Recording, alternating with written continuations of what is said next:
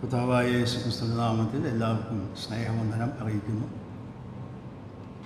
നാം അറിയുന്നത് പോലെ കാലാവസ്ഥ വല്ലാത്ത ചൂടുള്ളൊരു കാലാവസ്ഥയാണ്. അതുകൊണ്ട് തന്നെ പലർക്കും പല അസ്വസ്ഥതകളും ഈ ദിവസങ്ങളിലുണ്ട് എന്നെനിക്കറിയാം. എങ്കിൽ കൂടെ നമുക്ക് ഇത്രയും പേർക്ക് ദൈവദിനം കേൾക്കാനും പഠിക്കാനും കടന്നു വരുവാൻ ഇടയായതുകൊണ്ട് ഞാൻ ദൈവത്തെ സ്തുതിക്കുന്നു. വന്നിരിക്കുന്ന എല്ലാവരെയും ഓർത്ത് ദൈവത്തെ സ്തുതിക്കുന്നു. നമ്മൾ ചിന്തിച്ചുകൊണ്ടിരിക്കുന്ന വിഷയം കർത്താവായ യേശുക്രിസ്തുവിൻ്റെ ക്രൂശ് അല്ലെങ്കിൽ ക്രൂശ് മരണം എന്നുള്ളതാണ്. കഴിഞ്ഞ ആഴ്ച ക്ലാസ് ഉണ്ടായിരുന്നില്ല. ഇതിൻ്റെ മുമ്പിലത്തെ ആഴ്ച നമ്മൾ ചിന്തിച്ചത് അപ്പോസ്തലന്മാരുടെ പ്രവൃത്തികൾ എന്ന് പറയുന്ന പുസ്തകത്തിൽ അപ്പോസ്തലന്മാരുടെ പ്രസംഗങ്ങളിൽ എത്രത്തോളം ഈ ക്രൂശ് മരണം അവർ ഉയർത്തി കാണിച്ചിരുന്നു, അല്ലെങ്കിൽ അവരുടെ പ്രഭാഷണത്തിൻ്റെ മുഖ്യ വിഷയം അതായിരുന്നു എന്നുള്ളതായിരുന്നു. അപ്പോൾ തന്നെ നമ്മൾ ഓർക്കുകയുണ്ടായി, ലേഖനങ്ങളിലേക്ക് വരുമ്പോൾ ലഭിക്കുന്ന വിശദീകരണങ്ങളൊന്നും തന്നെ അപ്പം പൂർണ്ണമായിട്ടും ഒരു ചരിത്ര പുസ്തകം എന്ന നിലയിൽ ലൂക്കോസിൻ്റെ സുവിശേഷത്തിൽ നമുക്ക് കാണാനായിട്ട് സാധിക്കില്ല. അതുകൊണ്ട് ഇന്ന് ഞാൻ ചിന്തിക്കാനായിട്ട് ആഗ്രഹിക്കുന്ന വിഷയം അപ്പോസ്തലന്മാരുടെ ലേഖനങ്ങളിലൂടെ ഈ വിഷയത്തിന് കൊടുത്തിരിക്കുന്ന പ്രാധാന്യം എന്താണ് എന്നുള്ളതാണ്. പ്രധാനമായിട്ടും അപ്പോസ്തലനായ പൗലോസ്, അതുപോലെ പത്രോസ്, യോഹന്നാൻ, ഈ 3 പേരാണ് പ്രധാനമായ ദൈവവചന ലേഖനങ്ങൾ നമുക്ക് നൽകിയിട്ടുള്ളത്. മറ്റ് ചില പുസ്തകങ്ങൾ എന്ന് പറഞ്ഞാൽ 2 യോഹന്നാൻ, 3 യോഹന്നാൻ, യൂദയുടെ ലേഖനം, ഫിലമോൻ്റെ ലേഖനം, യാക്കോബിൻ്റെ ലേഖനം, ഈ ലേഖനങ്ങളിലൊക്കെ ഇതുപോലെയുള്ള വിഷയങ്ങൾ, അല്ലെങ്കിൽ കർത്താവിൻ്റെ ക്രൂശ് മരണം അല്ലെങ്കിൽ മറ്റുള്ള അങ്ങനെയുള്ള പ്രധാനപ്പെട്ട വിഷയങ്ങളൊന്നും തന്നെ കൈകാര്യം ചെയ്യുന്നില്ല എന്ന് നമുക്കറിയാം. എന്നാൽ മറ്റ് പുസ്തകങ്ങൾ എന്ന് പറഞ്ഞാൽ യോഹന്നാൻ്റെ ലേഖനവും വെളിപ്പാട് പുസ്തകവും, അതുപോലെ പത്രോസിൻ്റെ ലേഖനങ്ങൾ, പൗലോസിൻ്റെ ബൃഹത്തായ ലേഖന പരമ്പരകളൊക്കെ തന്നെ യേശു കർത്താവിൻ്റെ ക്രൂശ് മരണത്തിന് കൊടുത്തിരിക്കുന്ന പ്രാധാന്യം എന്താണ് എന്ന് അല്പമായിട്ട് നമുക്ക് ചിന്തിക്കാനായിട്ട് കഴിയും. ഇത് ഞാൻ പഠിക്കാനായി ശ്രമിച്ചത് നമുക്കറിയാവുന്ന വിഷയങ്ങളൊക്കെ തന്നെയാണെങ്കിൽ കൂടെ വളരെ വിസ്തൃതമായ ഒരു വിഷയമായിട്ടാണ് എനിക്ക് മനസ്സിലാക്കാനായിട്ട് സാധിച്ചത്. ഒന്നാമതായിട്ട് പൗലോസിൻ്റെ ലേഖനങ്ങൾ കടന്നു വരുമ്പോൾ പൗലോസ് ഊന്നി പറയുന്ന ചില കാര്യങ്ങൾ നിങ്ങളെ ശ്രദ്ധയിലേക്ക് കൊണ്ടുവരാൻ ഞാൻ താല്പര്യപ്പെടുക.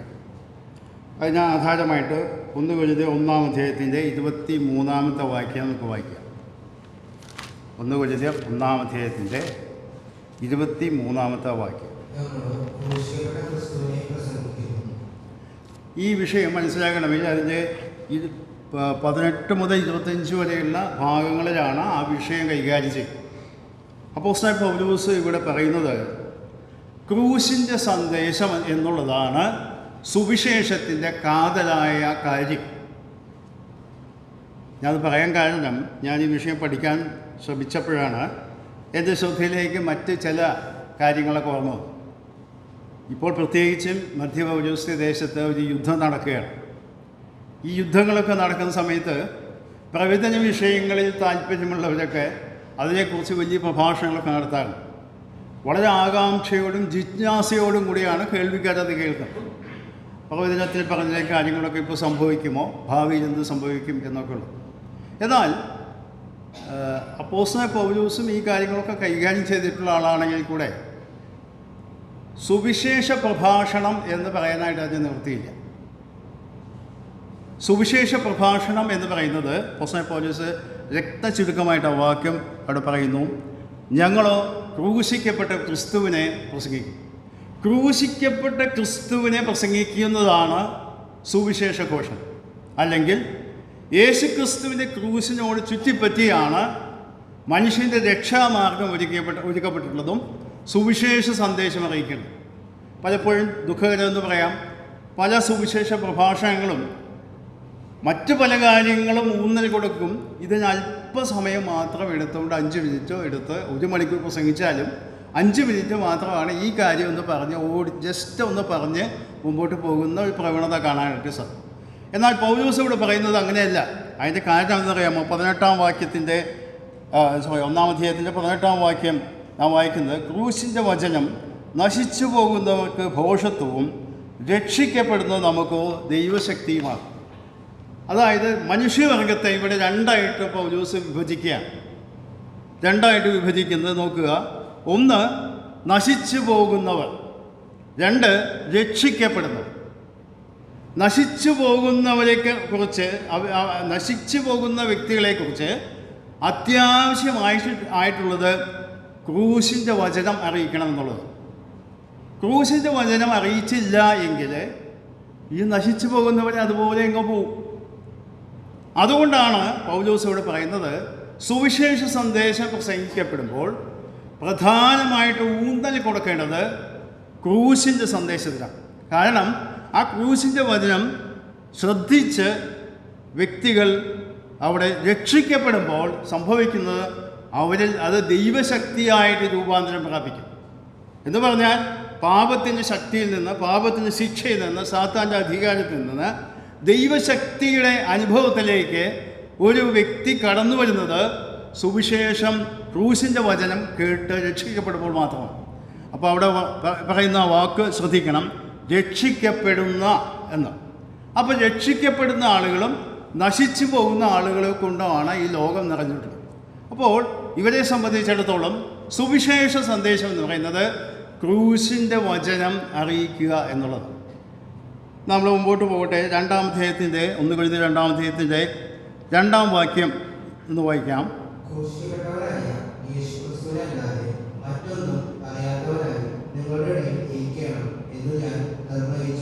ഇവിടെ കൊരിന്ത്യ ലേഖനത്തിൽ പൗലോസ് ചൂണ്ടിക്കാണിക്കുന്ന ഒരു പ്രധാന കാര്യം, നമുക്കറിയാം പൗലോസ് വളരെ പണ്ഡിതനായ മനുഷ്യനാണ്. പഴയ നിയമത്തിലും വളരെ പ്രാഗൽഭ്യമുള്ള വ്യക്തിയാണ്. പ്രസംഗത്തിലും വളരെ താർക്കികൻ എന്ന് പറയാവുന്ന ശക്തിയുക്തം തെളിയിച്ച് ബോധ്യപ്പെടുത്താനായി സമർത്ഥിക്കാൻ കഴിവുള്ള വ്യക്തിയാണ് പൗലോസ്. ആ പൗലോസ് പറയുകയാണ്, സുവിശേഷം അറിയിക്കുമ്പോൾ ഞാൻ ഈ വക കാര്യങ്ങളൊന്നും പറയുന്നില്ല. അവിടെ പറയുന്നത് ക്രൂശിക്കപ്പെട്ടവനായി, ക്രിസ്തുവിനല്ലാതെ മറ്റൊന്നും അറിയാത്തവനായി ഞാൻ ഇരിക്കണമെന്ന് ആഗ്രഹിക്കുന്നു. അതിന് തൊട്ടടുത്ത താഴോട്ടുള്ള വാക്യം വായിക്കുക. അതിന് കാരണം പറയുന്നത് 4ഉം 5ഉം വാക്യങ്ങൾ. ദൈവത്തിന്റെ ശക്തി തന്നെ ആദായമായിരിക്കേണ്ടത് എന്റെ വചനവും എന്റെ പ്രസംഗവും ജ്ഞാനത്തിന്റെ വശീകരണ വാക്കുകളാൽ അല്ല, ആത്മാവിന്റെയും ശക്തിയുടെയും പ്രദർശനത്താലത്തെ ആയിരിക്കും. അതിൻ്റെ അടിസ്ഥാനം ഇവിടെ പറയുകയാണ്. പലപ്പോഴും നമ്മൾ പ്രസംഗങ്ങളോ അല്ലെങ്കിൽ പ്രഭാഷണങ്ങളോ ഒക്കെ കേൾക്കുമ്പോൾ ആ പ്രസംഗത്തിൻ്റെ അവതരണ ശൈലി, ആ വ്യക്തിയുടെ വസ്ത്രധാരണം, അതുപോലെ വാചകത്തിൻ്റെ കസർത്ത്, അദ്ദേഹത്തിൻ്റെ യുക്തിയുക്തമായിട്ട് കാര്യങ്ങൾ അവതരിപ്പിക്കാനുള്ള കഴിവ്, കാണികളെ കേൾവിക്കാരെ പിടിച്ചിരുത്തി ചിന്തിപ്പിക്കാവുന്ന രീതിയിൽ അവതരിപ്പിക്കുന്ന കാര്യങ്ങളൊക്കെ നല്ലതാണ്. എന്നാൽ പൗലോസ് ഇവിടെ പറയുന്നത് അങ്ങനെ വന്നാൽ സംഭവിക്കുന്നത് കേൾവിക്കാരുടെ മനസ്സിലേക്ക് ഈ പ്രസംഗകൻ്റെ അല്ലെങ്കിൽ പ്രഭാഷകൻ്റെ വ്യക്തിത്വം ഉയർന്നു കാണും. അവനെക്കുറിച്ച് വിലയിരുത്തും. വളരെ നല്ല പ്രസംഗമാണ്, നല്ല കാര്യങ്ങളൊക്കെ പറയുന്നു, വളരെ വാചാലമായി പറയുന്നു, പ്രാസം ഒപ്പിച്ച് പ്രസംഗിക്കും, ഇതൊക്കെ നമ്മൾ പറയും. എന്നാൽ കാതലായ സത്യം അവിടെ വിസ്മരിക്കപ്പെടുകയാണ്. ഇവിടെ പറയുന്നത് നിങ്ങളുടെ വിശ്വാസത്തിലെ മനുഷ്യരുടെ ജ്ഞാനമല്ല, ദൈവത്തിൻ്റെ ശക്തി തന്നെ ആധാരമായിരിക്കണം. നാം ആദ്യം വായിക്കുകയുണ്ടായി, ദൈവത്തിൻ്റെ ശക്തി എന്ന് പറയുന്നത് ക്രൂശിൻ്റെ വചനമാണ്. അതാണ് വ്യക്തികളെ രൂപാന്തരപ്പെടുത്തുന്നത്. അല്ലാതെ പ്രസംഗത്തിൻ്റെ പാടവം കൊണ്ടോ വൈഭവം കൊണ്ടോ, നമ്മൾ ഇംഗ്ലീഷ് ഒറേറ്ററി എന്ന് പറയുന്ന വാഗ്വൈഭവം കൊണ്ടോ ഒന്നുമല്ല ഒരു വ്യക്തികൾ രക്ഷിക്കപ്പെടുന്നത്. ക്രൂശിൻ്റെ വചനം അത് ഹൃദയങ്ങളിലേക്ക് ആഴ്ന്നിറങ്ങുമ്പോൾ മാത്രമാണ് അവന് മാനസാന്തരം ഉണ്ടാകുന്നത്, ദൈവികമായ പ്രക്രിയ അവിടെ നടക്കുന്നത്. അതുകൊണ്ട് പൗലോസ് പറയുന്നത് ആ കാര്യത്തിന് വിഷയം കേന്ദ്രീകരിക്കാൻ ഇടയാകാതെ വണ്ണം ഇവിടെ വാക്കുകൾ ശ്രദ്ധിക്കണം. 5-ാം വാക്യത്തിൽ പഠിക്കുമ്പോൾ എൻ്റെ വചനവും എൻ്റെ പ്രസംഗവും ജ്ഞാനത്തിൻ്റെ വശീകരണ വാക്കുകളോ അല്ലല്ല. ആ വാക്കുകൾ വളരെ ശ്രദ്ധേയമായ വാക്കുകളാണ്. ജ്ഞാനത്തിൻ്റെ വശീകരണ വാക്കുകളിൽ ആളുകളെ ആകർഷിച്ച് പ്രസംഗത്തിലേക്ക് ആകർഷിക്കാം, എന്നാൽ ക്രിസ്തുവിലേക്ക് ആകർഷിക്കാനായിട്ട് കഴിയില്ല. അപ്പോൾ സുവിശേഷ പ്രഭാഷണത്തിൻ്റെ കേന്ദ്ര വിഷയം ക്രൂശിക്കപ്പെട്ടവനായ ക്രിസ്തുവിനെ അവതരിപ്പിക്കുക എന്നുള്ളതാണ്. അതുകൊണ്ടാണ് അടുത്ത വാക്ക് പറയുന്നത്, ആത്മാവിൻ്റെയും ശക്തിയുടെയും പ്രദർശനമാണ് അവിടെ നടക്കേണ്ടത്. പലപ്പോഴും പ്രസംഗമൊക്കെ നന്നായി, ആളുകൾ രക്ഷിക്കപ്പെടുന്നില്ല. നമ്മുടെ ചുമതല സുവിശേഷം അറിയിക്കുക എന്നുള്ളതാണ്, രക്ഷിക്കപ്പെടുത്തുക എന്നുള്ളതല്ലല്ലോ നമ്മുടെ ചുമതല. എന്നാൽ പലപ്പോഴും കേൾവിക്കാരുടെ ഹൃദയങ്ങളിൽ ആ പ്രസംഗിക്കുന്ന വ്യക്തിയുടെ വ്യക്തിത്വത്തിൽ ആകൃഷ്ടരായി ഒക്കെ മുമ്പോട്ട് പോവുകയും അതിനെ വിലയിരുത്തുകയും ചെയ്യുന്നു. പക്ഷേ അവരവതരിപ്പിക്കുന്ന വ്യക്തിയെക്കുറിച്ച് ധാരണയില്ലാത്തവരായിട്ട് തീരും. അപ്പോൾ പൗലോസ് ഇവിടെ പറയുന്നത് സുവിശേഷ സന്ദേശം യേശു ക്രിസ്തുവിൻ്റെ ക്രൂശിനെ പ്രസംഗിക്കുന്നതാണ്, അതുമാത്രം ഉയർത്തുന്നതാണ്. പ്രഭാഷകൻ്റെ കഴിവോ വശീകരണ വാക്കുകളോ ഇവിടെ പ്രസക്തമല്ല എന്നാണ് ഇവിടെ ഗലാത്യ ലേഖനം 3-ാം അധ്യായത്തിൻ്റെ 1-ാം വാക്യം ഇവിടെ നമുക്ക് വായിക്കാം. ഇതിനോട് ചേർന്ന് ഗലാത്യ ലേഖനം 3-ാം അധ്യായത്തിൻ്റെ 1-ാം വാക്യം.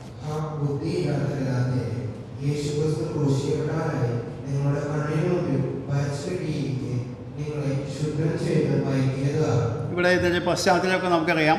രക്ഷിക്കപ്പെട്ടവരാണ്, പക്ഷേ പിന്നീട് യഹൂദന്മാരായ ആളുകൾ കടന്നു വന്ന് അവരെ ന്യായപ്രമാണത്തിൻ്റെ കാര്യങ്ങളിലേക്ക് ആകർഷിക്കുവാനായിട്ട് അവർ ശ്രമിച്ചുകൊണ്ടിരുന്നപ്പോൾ യേശു കർത്താവിൻ്റെ ക്രൂശിൽ വിശ്വസിച്ച് രക്ഷിക്കപ്പെട്ടവരാണെങ്കിലും അതുപോരാ, അല്പം കൂടെ ന്യായപ്രമാണത്തിൻ്റെ പ്രവൃത്തികൾ ചെയ്താലാണ് രക്ഷ പൂർണ്ണമാകുകയുള്ളൂ എന്ന് പഠിപ്പിച്ച് അവരെ വഴിതെറ്റിക്കാൻ നിന്നപ്പോൾ അങ്ങനെ ചാഞ്ചാടിക്കൊണ്ടിരിക്കുന്ന മനസ്സുള്ള ഗലാത്യരോട് പറയുകയാണ്, ഞാൻ നിങ്ങളോട് സുവിശേഷം പ്രസംഗിച്ചപ്പോൾ ഞാൻ എന്താ ചെയ്തത്? ഇവിടെ വായിക്കുന്നത്, യേശു ക്രിസ്തു ക്രൂശിക്കപ്പെട്ടവനായി നിങ്ങളുടെ കണ്ണിന് മുമ്പിൽ വരച്ച് കിട്ടിയിരിക്കുക. അപ്പം ഞാൻ ചിന്തിക്കുകയാണ്, ഇന്നത്തെ പോലെ വിഷ്വൽ എയ്ഡ്സൊന്നും ഒന്നില്ല, നമ്മളെ ആധുനിക സംവിധാനങ്ങളൊന്നുമില്ല. അപ്പോസ്തലനായ പൗലോസ് ക്രൂശിനെ പറ്റി വിവരിക്കുമ്പോൾ, സുവിശേഷം അറിയിക്കുമ്പോൾ കേൾവിക്കാരൻ്റെ മനോമുകുരത്തിൽ ക്രൂശിക്കപ്പെട്ട ക്രിസ്തുവിനെ വരച്ച് കാണിക്കുന്ന അത്രയും പ്രാഗൽഭ്യത്തോടെ അത്രയും ശക്തിയോടുകൂടെ യേശു ക്രിസ്തുവിൻ്റെ ക്രൂശിനെ അവരുടെ മുമ്പിൽ അവതരിപ്പിച്ചു. അതിലേക്ക് അവർ ആകർഷിക്കപ്പെട്ടു, അവർ രക്ഷിക്കപ്പെട്ടു. എന്നാൽ ഇപ്പോൾ അവരെ ക്ഷുദ്രം ചെയ്ത് മയക്കി എന്ന് പറഞ്ഞാൽ അവരെ വശീകരിക്കപ്പെട്ട് വഴിതെറ്റിക്കുന്ന ആളുകളെ കുറിച്ചാണ് ഇവിടെ വായിക്കുന്നത്. അപ്പോൾ ഞാൻ പറയട്ടെ, സുവിശേഷ സന്ദേശം എന്ന് പറയുന്നത് യേശു കർത്താവിൻ്റെ ക്രൂശ് മരണത്തെ വരച്ച് കാണിക്കുന്നതാണ്, അല്ലെങ്കിൽ അത് കേൾവിക്കാരുടെ ഹൃദയങ്ങളിലേക്ക് ആഴ്ന്നിറങ്ങുന്ന രീതിയിൽ അവതരിപ്പിക്കപ്പെടുന്നതാണ് എന്നാണ് ഇവിടെ പറയുന്നത്. ഇതോട് ചേർത്ത് മറ്റൊരു 1-2 വാക്യങ്ങളോട് ഞാൻ വായിക്കാൻ ആഗ്രഹിക്കുന്നു. 1 കൊരിന്ത്യർ 15-ാം അധ്യായത്തിൻ്റെ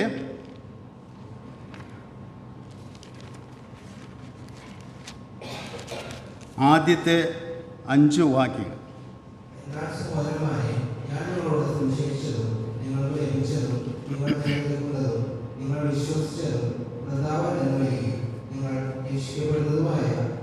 സുവിശേഷം നിങ്ങൾ പിടിച്ചുകൊണ്ടാൽ ഞാൻ ഇല്ലവിധം നിങ്ങളോട് സുവിശേഷിച്ചിരിക്കുന്നു എന്ന് നിങ്ങളെ ഓർമ്മിക്കുന്നു. ക്രിസ്തു നമ്മുടെ പാപങ്ങൾക്ക് വേണ്ടി തിരുവഴുത്തുകളിൽ പ്രകാരം മരിച്ചടക്കപ്പെട്ടു. തിരുവഴുത്തുകളിൽ പ്രകാരം 3-ാം നാൾ ഉയർത്തെഴുന്നേറ്റ് കേഫാവിനും പിന്നെ 12 പേർക്കും പ്രത്യക്ഷനായി എന്നിങ്ങനെ ഞാൻ ഗ്രഹിച്ചത് തന്നെ നിങ്ങൾക്ക് ആദ്യമായി കേൾപ്പിച്ചു തന്നുവരുന്നു. 1 കൊരിന്ത്യർ 15-ാം അധ്യായം പ്രധാനമായും പുനരുദ്ധാനം എന്നുള്ള വിഷയമാണ് കൈകാര്യം ചെയ്തത്.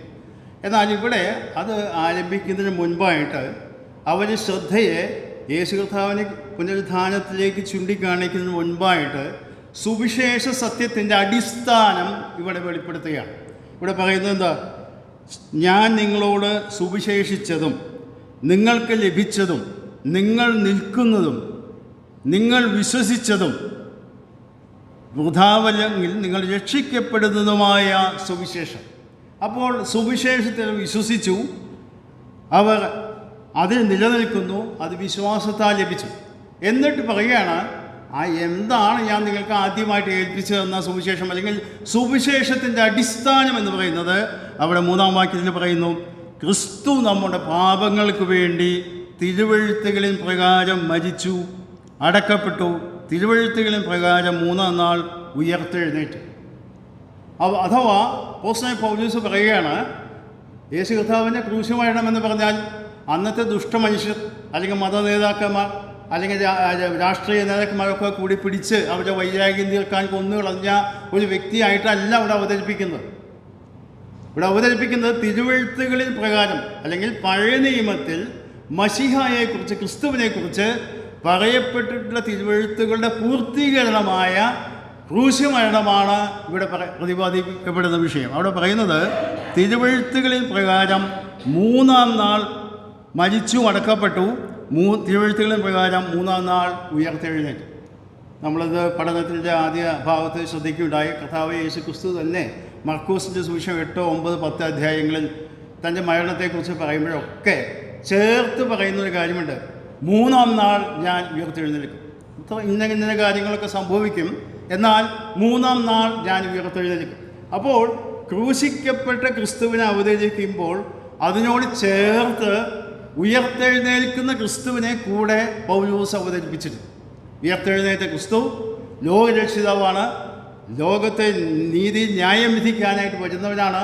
അവൻ്റെ നാമത്തിൽ വിശ്വസിക്കുന്നവർക്ക് എല്ലാവർക്കും പാപമോചനമുണ്ട് എന്നുള്ള പ്രസംഗങ്ങളൊക്കെ നാം അപ്പോസ്തല പ്രവൃത്തിയിൽ വായിക്കുന്നുണ്ട്. അപ്പോൾ ഇവിടെ സുവിശേഷത്തിൻ്റെ അടിസ്ഥാനം തന്നെ ഇവിടെ വായിക്കുന്നത് തിരുവെഴുത്തുകളിൻ പ്രകാരം മരിച്ച് അടക്കപ്പെട്ട് ഉയർത്തെഴുന്നേറ്റ ക്രിസ്തുവിനെ അവതരിപ്പിക്കുന്നതാണ്. അപ്പം ഞാൻ പറയാനായിട്ട് ഉദ്ദേശിച്ചത് ക്രൂശിൻ്റെ സന്ദേശം എന്ന് പറയുന്നതാണ് സുവിശേഷത്തിൻ്റെ കാതലായ സത്യം. അപ്പോൾ അപ്പോസ്തലൻ പൗലോസ് തൻ്റെ ലേഖനങ്ങൾ ഉടനീളം പല സ്ഥലങ്ങളിലായി പറഞ്ഞ് ചില വാക്യങ്ങൾ മാത്രമാണ് നമ്മൾ ശ്രദ്ധയിലേക്ക് ഞാൻ കൊണ്ടുവന്നത്. നമുക്ക് ചിന്തിച്ചാൽ അത് അറിയാനായിട്ട് സാധിക്കും. ക്ലാസ്സുകൾ പുരോഗമിക്കുമ്പോൾ ദൈവം സഹായിച്ചാൽ, ദൈവം അനുവദിച്ചാൽ പിന്നീട് ഈ കാര്യങ്ങളൊക്കെ വിശദാംശങ്ങളിലേക്ക് നമ്മൾ പോകുന്നതായിരിക്കും. അപ്പോൾ ഒന്നാമത്തെ കാര്യം സുവിശേഷത്തിൻ്റെ കാതലായ സത്യം ക്രൂശ് ഉയർത്തുക എന്നുള്ളതാണ് എന്നാണ്. രണ്ടാമത്തെ കാര്യം നമുക്കറിയാവുന്ന വിഷയം തന്നെയാണ് ജലസ്നാനം. രക്ഷിക്കപ്പെടുന്ന എല്ലാവരും സ്നാനപ്പെടുന്നു. ഈ സ്നാനം എന്ന് പറയുന്നത് എന്താ കാര്യം? പലരോടും സുവിശേഷം രക്ഷിക്കപ്പെട്ട സാക്ഷ്യം പറഞ്ഞ് സ്നാനപ്പെടാൻ ആവശ്യപ്പെടുന്നത് നല്ല കാര്യം. അവരോട് ചോദിക്കുമ്പോൾ ചിലപ്പോൾ എന്താ സ്നാനപ്പെടുന്നത് എന്തുകൊണ്ടാണ് എന്ന് ചോദിച്ചാൽ കൽപ്പനയുണ്ട്, സ്നാനപ്പെടണം, ശരിയാണ്. പ്രാദേശിക സഭയോട് ചേരാണ്, അതും ശരിയാണ്. ഇതൊക്കെ ശരിയാണെങ്കിൽ കൂടെ സ്നാനത്തെക്കുറിച്ച് അടിസ്ഥാനപരമായിട്ട് ദൈവവചനം പഠിപ്പിക്കുന്നത് ഇത് മാത്രമല്ല. നമുക്ക് ചില വാക്യങ്ങൾ ശ്രദ്ധിക്കാം. റോമാലേഖനം 6-ാം അധ്യായത്തിൻ്റെ 3-4 വാക്യം.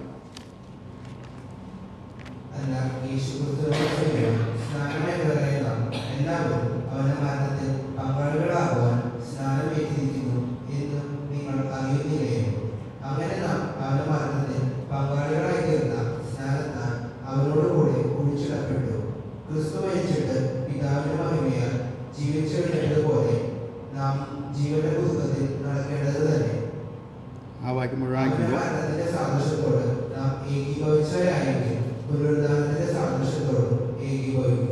ഇവിടെ ഈ വാക്യത്തെ ആസ്പദമാക്കി ചില ആശയക്കുഴപ്പങ്ങൾ പലയിടങ്ങളിൽ ഉള്ളതായിട്ട് എനിക്കറിയാം. ചിലരൊക്കെ ഇത് ആത്മസ്നാനമാണെന്നും ക്രിസ്തുവിനോട് ചേരുന്നത് അപ്പോഴാണെന്നും ഒക്കെയുള്ള രീതിയിൽ ഇത് പ്രസംഗിക്കുകയും എഴുതുകയും സോഷ്യൽ മീഡിയയിലൊക്കെ ഞാൻ വായിക്കുകയും ചെയ്തിട്ടുണ്ട്. വളരെ അറിവുള്ള എന്ന് നമ്മൾ വിചാരിക്കുന്ന ചില വ്യക്തികൾ. എന്നാൽ ഇത് സ്നാനത്തെക്കുറിച്ചാണ് പറയുന്നത്. പരിശുദ്ധാത്മ സ്നാനം എന്ന് പറയുന്നത് ദൈവം പരിശുദ്ധാത്മാവിൻ്റെ തന്നെ സ്നാനമാണ്, നേരിട്ട് നടത്തുന്നതാണ്. അത് മനുഷ്യരാരും ചെയ്യാനായിട്ട് പറയപ്പെട്ടിട്ടുള്ളതല്ല. അത് പെന്തക്കോസ്ത് നാളിൽ ദൈവസഭ രൂപം കൊണ്ടപ്പോൾ പരിശുദ്ധാത്മ സ്നാനം നടന്നു. പിന്നീട് രക്ഷിക്കപ്പെടുന്നവരെ ദൈവസഭയോട് ഇങ്ങനെ ചേർത്തുകൊണ്ടിരിക്കുന്ന പ്രക്രിയയാണ് പരിശുദ്ധാത്മ സ്നാനം എന്നുള്ളത് നമുക്കറിയാം. എന്നാൽ ജലസ്നാനം എന്ന് പറയുന്നത് യേശു കർത്താവിൻ്റെ അടക്ക പുനരുദ്ധാനങ്ങളെ ചിത്രീകരിക്കുന്ന അല്ലെങ്കിൽ സാദൃശ്യവൽക്കരിക്കുന്ന, ഏകീഭവിക്കുന്ന ഇവിടെ വാക്ക് ഉപയോഗിക്കുന്നുണ്ട്. ഏകീഭവിക്കുന്ന ഒരു കർമ്മമാണ് എന്ന് നമുക്കറിയാം. കർത്താവിൻ്റെ കൽപ്പനയാണ്, ശരിയാണ്. എന്നാൽ ഇവിടെ വായിക്കുന്ന വാക്ക് ശ്രദ്ധിക്കുക. ഇവിടെ ഞാൻ അതിൻ്റെ POC തർജ്ജമ ഞാൻ വായിച്ചു നോക്കിയപ്പോൾ ഇവിടെ യേശു ക്രിസ്തുവിനോട് ചേരുവാൻ സ്നാനമേറ്റിരിക്കുന്ന എന്നുള്ളതിനെ യേശു കർത്താവിനോട് ഐക്യപ്പെടുവാൻ എന്നാണ് അവിടെ എഴുതിയിട്ടുള്ളത്. എന്ന് പറഞ്ഞാൽ യേശു കർത്താവ് ഞാനും ഒന്നിച്ചു നിൽക്കുന്നു എന്ന് വെളിപ്പെടുത്തുന്ന രംഗമാണ് അത്. ഈ ഭാഗം പലപ്പോഴും ഞാൻ വളരെ ചെറിയ പ്രായത്തിലായിരുന്ന സമയത്ത് ഇവിടെയൊക്കെ പലപ്പോഴും പറഞ്ഞു കേട്ടിട്ടുള്ള ഒരു അഭിപ്രായമുള്ളവരൊക്കെ പറയുന്നത് കേട്ടിട്ടുള്ളതാണ്. ഈ അന്നൊക്കെ ജലസ്നാനം ഇന്നത്തെ പോലെ ഇവിടെയൊന്നുമല്ല, പല സ്ഥലങ്ങളിലാണല്ലോ, പല ആനക്കുളത്തിലൊക്കെയാണ് അന്ന് സ്നാനം നടന്നിരുന്നത്. പിന്നീടാണ് ഈ ഇവിടെ സൗകര്യം പ്രമാണിച്ച് നമ്മൾ സ്നാനത്തൊട്ടികളൊക്കെ ഉണ്ടാക്കി കാര്യങ്ങളൊക്കെ നടത്തിയുണ്ട്. അന്ന് പറഞ്ഞിരുന്നത് ഇത് പരസ്യ സാക്ഷ്യമാണ്, ആളുകൾ കാണുവാനായിട്ട് വേണ്ടിയാണ്, ആളുകളോട് പ്രഖ്യാപിക്കുന്നതാണ്. എന്നാൽ ശ്രദ്ധിക്കുക, ആളുകളോടുള്ള പരസ്യ പ്രഖ്യാപനമായിട്ടല്ല സ്നാനത്തെക്കുറിച്ച് ഇവിടെ പറയുന്നത്. അതിൻ്റെ വാക്യം ശ്രദ്ധിക്കുകയോ, അതിൻ്റെ വാക്യം അങ്ങനെയാണ്, 3-ാം വാക്യത്തിൻ്റെ അവസാന വാക്യം, എന്ന് നിങ്ങൾ അറിയുന്നുവല്ലോ. എന്ന് പറഞ്ഞാൽ ഈ സ്നാനം നിങ്ങൾ എന്തിനു ഏറ്റു അല്ലെങ്കിൽ സ്നാനപ്പെട്ടു എന്നുള്ളത് നിങ്ങളറിയണം. സ്നാനപ്പെട്ട വ്യക്തികൾ അറിയണം ഞാൻ എന്തിനാണ് സ്നാനപ്പെട്ടത്, എന്താണ് അതിൻ്റെ ഉദ്ദേശം. റോമലേഖനം 6-ാം അധ്യായത്തിൻ്റെ വിഷയം പാപത്തിന് മരിച്ച് ജീവിക്കുന്നു എന്നുള്ള ആ അവസ്ഥയെ പ്രഖ്യാപിക്കുന്നതാണ്. അതിൻ്റെ ആ ഭാഗത്ത് തൻ്റെ യുക്തിയുക്തമായ രീതിയിൽ അവതരണമാണ് ഇവിടെ കാണുന്നത്. അവിടെ പറയുന്നത് യേശുക്രിസ്തുവിനോട് ഞാൻ ചേർന്ന് നിൽക്കുന്ന വ്യക്തിയാണ്, ഐക്യപ്പെട്ടവനാണ്, ഏകീഭവിച്ചവനാണെന്ന് ഞാൻ പ്രഖ്യാപിക്കുകയാണ്. ആരോട് പ്രഖ്യാപിക്കുന്നു? എന്നോട് തന്നെ പ്രഖ്യാപിക്കണം. ആദ്യം ലോകത്തോട് പ്രഖ്യാപിക്കില്ലല്ല, നിങ്ങളറിയണം. എന്ത്? ഞാൻ ജലസ്നാനത്തിൽ ഒരു വ്യക്തി മുങ്ങുമ്പോൾ യേശു കർത്താവിൻ്റെ മരണത്തോടും അടക്കത്തോടും വെള്ളത്തിൽ നിന്ന് ഉയർന്നെഴുന്നേൽക്കുമ്പോൾ പുനരുദ്ധാനത്തിനും സാദൃശ്യവൽക്കരിക്കുന്ന പ്രക്രിയയാണ്. അഥവാ പഴയ ഞാൻ മരിച്ചു, ഞാൻ വെള്ളത്തിൽ അടക്കപ്പെട്ടു, ഇനി ജീവൻ്റെ പുതുക്കത്തിൽ നടക്കാൻ ഞാനിതാ തയ്യാറായിരിക്കുന്നു. അല്ലെങ്കിൽ ഞാൻ പ്രഖ്യാപിക്കുകയാണ്, ലോകത്തോട് പ്രഖ്യാപിക്കുന്നതിനേക്കാൾ ഞാൻ എന്നോട് തന്നെ പ്രഖ്യാപിക്കുകയാണ്, എൻ്റെ പഴയ മനുഷ്യൻ മരിച്ചു. നമ്മൾ മറ്റ് ലേഖനങ്ങൾ എഫേസ്യ ലേഖനമൊക്കെ പ്രത്യേകിച്ച് വായിച്ചാൽ അവിടെ വായിക്കുന്നുണ്ട്, നിങ്ങളും പഴയ മനുഷ്യനെ ഉരിഞ്ഞു കളിഞ്ഞ് പുതിയ മനുഷ്യനെ ധരിച്ചിരിക്കുന്നുവെന്ന്. അപ്പോൾ പുതിയ മനുഷ്യനായിട്ട് ജീവിക്കാൻ വേണ്ടിയുള്ള പ്രക്രിയയുടെ ഏകീഭവിക്കുന്ന, ഐക്യപ്പെടുന്ന, അല്ലെങ്കിൽ യേശു കർത്താവിനോട് ചേർന്ന് നിൽക്കുന്നു ഞാൻ എന്നെ തന്നെ വെളിപ്പെടുത്തുകയാണ് ജലസ്നാനത്തിൽ. അവിടെയും കാണിക്കുന്നത് എന്താ? യേശു കർത്താവിൻ്റെ ക്രൂശ് മരണത്തോടും അടക്കത്തോടും പുനരുദ്ധാനത്തോടും ഞാൻ ഏകീഭവിച്ചിരിക്കുന്നു. ഇനി അപ്പോസ്തലൻ പൗലോസിൻ്റെ ഗലാത്യ ലേഖനത്തിൽ 2-ാം അധ്യായത്തിൻ്റെ 20-ാം വാക്യം വളരെ പ്രസിദ്ധമായ വാക്യമാണ്. ഇനി ജീവിക്കുന്നത് ഞാനല്ല, ക്രിസ്തു അത്ര എന്നിൽ ജീവിക്കുന്നു. അതാണ് പ്രഖ്യാപനം.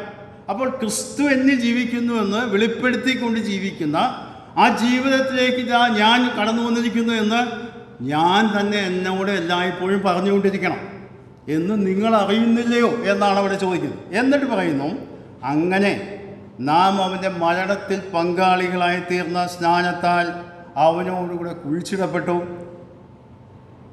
ക്രിസ്തു മരിച്ചിട്ട് പിതാവിൻ്റെ മഹിമയാൽ ജീവിച്ചെഴുന്നേറ്റതുപോലെ നാമും ജീവൻ്റെ പുതുക്കത്തിൽ നടക്കേണ്ടത് തന്നെ. എന്നിട്ട് പിന്നീട് പുനരുദ്ധാനത്തിൻ്റെ കാര്യത്തിൻ്റെ ഭാവി സംഭവിക്കാൻ പോകുന്ന കാര്യം പറയുകയാണ്, അവൻ്റെ മരണത്തോടിൻ്റെ സാദൃശ്യത്തോട് നാം ഏകീഭവിച്ചവരായി. അപ്പോൾ യേശു കർത്താവിൻ്റെ മരണത്തിനോട് ഏകീഭവിക്കുന്ന ഒരു പ്രക്രിയയാണ് ജലസ്നാനം എന്ന് പറയുന്നത്. അപ്പോൾ അപ്പോസ്തലൻ പൗലോസ് എന്തുമാത്രം പ്രാധാന്യമാണ് ക്രിസ്തീയമായ ശുശ്രൂഷകൾക്ക് ക്രൂശ് മരണത്തോട് കർത്താവിൻ്റെ മരണത്തിന് കൊടുത്തിരിക്കുന്നത് എന്ന് കാണാനായി സാധിക്കും. നമുക്കറിയാം, ദൈവസഭയ്ക്ക് 2 ഓർഡിനൻസസ് ആണുള്ളത്, അഥവാ കൂദാശകളാണുള്ളത്. ഒന്ന് ജലസ്നാനം, അത് ഒരിക്കൽ മാത്രം നടക്കുന്നതാണ്. പിന്നീട് കർത്തൃമേശം. ഈ 2 കാര്യങ്ങളല്ലാതെ മറ്റ് ചടങ്ങുകളോ അല്ലെങ്കിൽ ഓർമ്മ കാര്യങ്ങളോ നമ്മൾ ചെയ്യാറില്ല. കാരണം കർത്താവിൻ്റെ കൽപ്പന അതിന് മാത്രമുണ്ട്. ലോകം ഇന്ന് ക്രിസ്മസ് ആഘോഷിക്കും, കർത്താവിൻ്റെ ജനനത്തെ ആഘോഷിക്കും, ഓശാന പെരുന്നാൾ ആഘോഷിക്കും, ഇതൊക്കെ ചെയ്യും. ഇതൊന്നും കർത്താവിൻ്റെ വചനത്തെ കൽപ്പനയില്ല. കർത്താവിൻ്റെ വചനത്തിൽ 2 കാര്യത്തിന് മാത്രമേ കൽപ്പനയുള്ളൂ. ഒന്ന് ജലസ്നാനവും മറ്റൊന്ന് കർത്തൃമേശയും. അപ്പോൾ ഇവിടെ സ്നാനത്തിന് കൊടുത്തിരിക്കുന്ന പ്രാധാന്യം യേശു കർത്താവിൻ്റെ മരണത്തിനോട് ഏകീഭവിക്കുന്നു നാമെന്നുള്ളത്. പലപ്പോഴും നാം സ്നാനപ്പെട്ടപ്പോൾ നമ്മൾ വിചാരിക്കുന്നതെന്ന് പറയാം, സ്നാനപ്പെട്ട് കഴിഞ്ഞാൽ കർത്തൃമേശ പങ്കെടുക്കാം, സഭയുടെ അംഗമായി, പിന്നെ അങ്ങനെ സാധാരണ രീതിയിൽ അങ്ങനെ ജീവിച്ചു പറ്റാവുന്ന കാര്യങ്ങളിലൊക്കെ ഏർപ്പെട്ട് മുമ്പോട്ട് പോകാം എന്നുള്ള ഒരു ധാരണയാണ് നമുക്കുള്ളത്. എന്നാൽ ഇവിടെ പറയുന്നത് അങ്ങനെയല്ല. ഇവിടെ പറയുന്നത് ശ്രദ്ധിക്കുക, ജീവൻ്റെ പുതുക്കത്തിൽ നടക്കേണ്ടത് എന്ന് പറഞ്ഞാൽ പുതുക്കപ്പെട്ട ജീവനിലൂടെ നിങ്ങളുടെ ജീവിതങ്ങൾ വെളിപ്പെടണം. അതാണ് റോമാലേഖനം 12-ാം അധ്യായത്തിൽ അപ്പോസ്തലൻ പൗലോസ് പറയേണ്ടത്, മനസ്സ് പുതുക്കി രൂപാന്തരപ്പെട്ടുകൊണ്ടുള്ള ജീവിതത്തിൻ്റെ ആദ്യ പടിയാണ് ഈ ജലസ്നാനം എന്ന് പറയുന്നത്. പണ്ടുകാലത്ത് സ്നാനത്തിൽ നാം തിരുവഴുത്തിൽ വായിക്കുമ്പോൾ സ്നാനവും രക്ഷിക്കപ്പെടുന്നതൊന്നും വളരെ ഗ്യാപ്പ് ഉണ്ടായിരുന്നില്ല, വളരെ കാലഘട്ടം വ്യത്യാസമൊന്നും ഉണ്ടായിരുന്നില്ല. പിന്നീട് ഇപ്പോഴത്തെ സാഹചര്യങ്ങളനുസരിച്ച് ആളുകൾക്ക് ഒരു ചടങ്ങ് പോലെ ശരിയായിട്ട് രക്ഷിക്കപ്പെട്ടോ ഇല്ലയോ എന്നുള്ള മറ്റുള്ളവർക്ക് സംശയം തോന്നുന്ന കാര്യങ്ങളൊക്കെ ഉണ്ടാകുന്നതുകൊണ്ടായിരിക്കാം ചിലപ്പോഴൊക്കെ ഇത്രയധികം ഗ്യാപ്പൊക്കെ വരുന്നത് എന്ന് ഞാൻ വിചാരിക്കും. അന്ന് കാലത്ത് രക്ഷിക്കപ്പെട്ട ഉടനടി അവർ സ്നാനപ്പെടുകയാണ് ഉണ്ടായത്. ശൗലിൻ്റെ കാര്യത്തിൽ, അതായത് അപ്പോസ്തലൻ പൗലോസിൻ്റെ സംഭവമൊക്കെ നമുക്ക് അപ്പോസ്തല പ്രവൃത്തി 9-ാം അധ്യായത്തിൽ അറിയാമല്ലോ. 2 ദിവസം പ്രാർത്ഥിച്ചുകൊണ്ടിരുന്നപ്പോൾ അനന്യാസിനെ അയച്ച് അവൻ സ്നാനപ്പെട്ടു. അതുപോലെ ഷണ്ണൻ്റെ കാര്യത്തിലായാലും അപ്പോൾ തന്നെ സ്നാനപ്പെട്ടു. ഫിലിപ്പോസ് ആ വഴിക്ക് പോയി, ഷണ്ണൻ സന്തോഷിച്ചുകൊണ്ട് തൻ്റെ വഴിക്ക് പോയി എന്നാണ് നാം വായിക്കുന്നത്. അപ്പോൾ അന്ന് രക്ഷിക്കപ്പെടുന്നതും സ്നാനപ്പെടുന്നതും തമ്മിൽ വലിയ കാലഘട്ടത്തിൻ്റെ വ്യത്യാസമുണ്ടായിരുന്നില്ല. ഇന്ന് കാലഘട്ടം മാറി, ഇന്നൊരു പ്രസ്ഥാനമായിട്ട് സഭ നീങ്ങിയപ്പോൾ പല സാഹചര്യങ്ങളിൽ കൂടെ രക്ഷിക്കപ്പെട്ടവരാണോ ഇല്ലയോ എന്നുള്ളത് ഉറപ്പ് ലഭിക്കാത്ത പോലെ, മറ്റുള്ളവർക്ക് വെളിപ്പെടാത്ത പോലെ സംശയങ്ങൾ തോന്നുന്നുകൊണ്ടായിരിക്കാം സഭകൾ ഇങ്ങനെ അല്പസമയം വെയിറ്റ് ചെയ്യണം, നോക്കട്ടെ, ഞങ്ങൾ ആലോചിക്കാം എന്നൊക്കെ പറയുന്നത് എന്ന് ഞാൻ വിചാരിക്കാം. എന്തായിരുന്നാലും ഇവിടെ വായിക്കുന്നത് ജീവൻ്റെ പുതുക്കത്തിൽ നടക്കുവാനുള്ള ഒരു പ്രഖ്യാപനമായിട്ടാണ് ആ കാര്യം ഇവിടെ വെളിപ്പെടുന്നത്. ഇത്രയും പറഞ്ഞ് ഞാൻ ആ ഭാഗം വിടാൻ താല്പര്യപ്പെടുകയാണ്. ഒരു വാക്കുകൂടെ അതോട് ചേർത്ത് ചിന്തിക്കാൻ ഞാൻ താല്പര്യപ്പെടുന്നു. കൊലോസ്യ ലേഖനം 2-ാം അധ്യായം 12-ാം വാക്യം. പലപ്പോഴും നമ്മൾ പ്രസംഗങ്ങൾ കേട്ടിട്ടുള്ള വാക്യമാണ്, അതുകൊണ്ട് ഒന്ന് പറഞ്ഞ് മുമ്പോട്ട് പോകാം. കൊലോസ്യ ലേഖനം 2-ാം അധ്യായത്തിൻ്റെ 11-12 വാക്യം വായിക്കാം.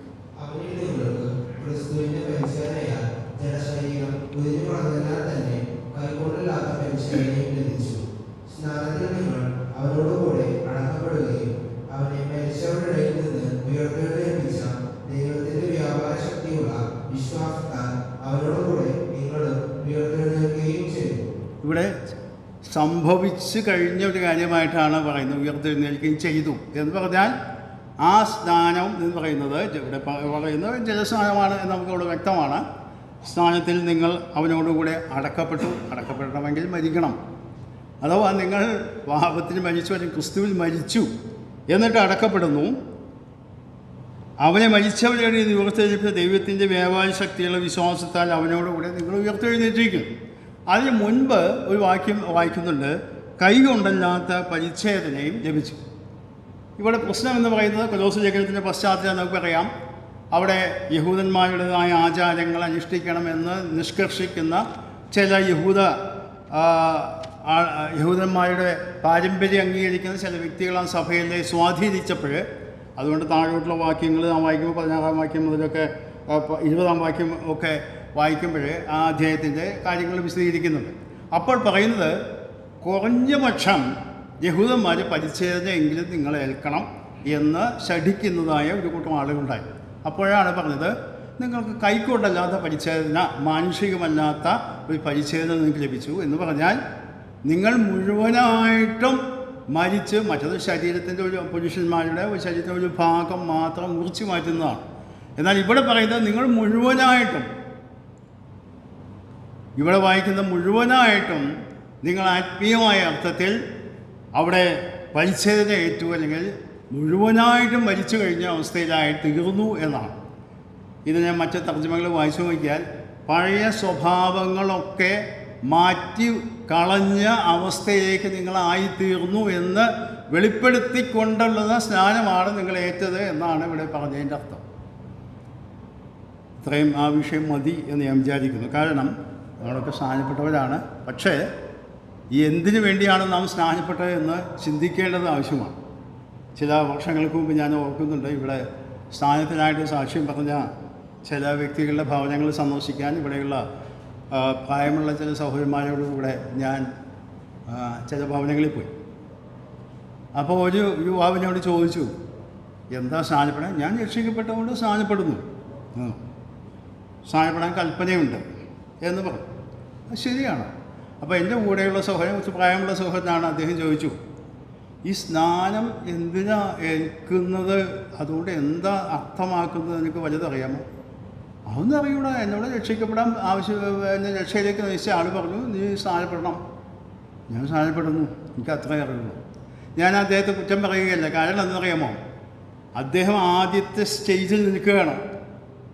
പിന്നീടാണ് ദൈവവചനം വായിക്കുമ്പോഴാണ് ഈ സത്യങ്ങളൊക്കെ തിരിച്ച് നമുക്ക് മനസ്സിലായി വരുന്നത്. അതുകൊണ്ട് ചില വർഷങ്ങൾ കഴിഞ്ഞിട്ടും നമുക്ക് ആ കാര്യങ്ങൾ മനസ്സിലായില്ലെങ്കിലാണ് ബുദ്ധിമുട്ട്. കാരണം ആദ്യത്തെ സ്റ്റേജിൽ രക്ഷിക്കപ്പെട്ട സമയത്ത് സ്നാനത്തിനായിട്ട് നമ്മൾ ആവശ്യപ്പെടുമ്പോൾ അത്രയെങ്കിലും അറിഞ്ഞാൽ മതി.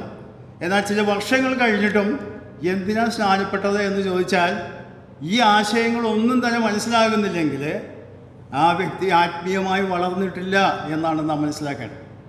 ഞാൻ മുമ്പോട്ട് പോകട്ടെ. മൂന്നാമത്തെ വിഷയത്തിലേക്ക് ഞാൻ കിടക്കുകയാണ്. 1 കൊരിന്ത്യർ 11-ാം അധ്യായത്തിൻ്റെ 26-ാം വാക്യം. ആ ഭാഗം പറഞ്ഞപ്പോഴേ നിങ്ങൾക്ക് വിഷയം മനസ്സിലായി കാണും എന്ന് ഞാൻ വിചാരിക്കുന്നു. 1 കൊരിന്ത്യർ 11:26. അങ്ങനെ നിങ്ങൾ ഈ അപ്പം തിന്നുകയും പാനപാത്രം കൊടുക്കുകയും ചെയ്യുമ്പോഴൊക്കെയും കർത്താവ് വരുവോളം അവന്റെ മരണത്തെ പ്രസ്താവിക്കുന്നു. ഇത് കർത്തൃവേശയെക്കുറിച്ച് അപ്പോസ്തലനായ പൗലോസ് നൽകുന്ന ദൈവസഭയ്ക്ക് നൽകുന്ന ഉപദേശമാണ്. സുവിശേഷങ്ങളിൽ കർത്താവ് ഈ കാര്യങ്ങൾ വ്യക്തമായിട്ട് പറഞ്ഞിട്ടുണ്ട്, എൻ്റെ ഓർമ്മയ്ക്കായി ചെയ്യുക. എന്നാൽ അതിൻ്റെ വിശദാംശങ്ങൾ ഒന്ന് വ്യക്തമായിട്ട് ദൈവസഭയ്ക്ക് നൽകുന്ന ഭാഗമാണ് ഈ 1 കൊരിന്ത്യർ 11-ാം അധ്യായത്തിൻ്റെ 23 മുതൽ 34 വരെയുള്ള വാക്യങ്ങൾ. അവിടുത്തെ പ്രത്യേക പശ്ചാത്തലത്തിലാണ്. എന്നാൽ അതിൻ്റെ കാതലായ വിഷയം അവിടെ പൗലോസ് ചൂണ്ടിക്കാണിക്കുകയാണ്. അങ്ങനെ നിങ്ങൾ ഈ അപ്പം തിന്നുകയും പാനപാത്രം കുടിക്കുകയും ചെയ്യുമ്പോഴൊക്കെയും അവൻ്റെ മരണത്തെ പ്രസ്താവിക്കും.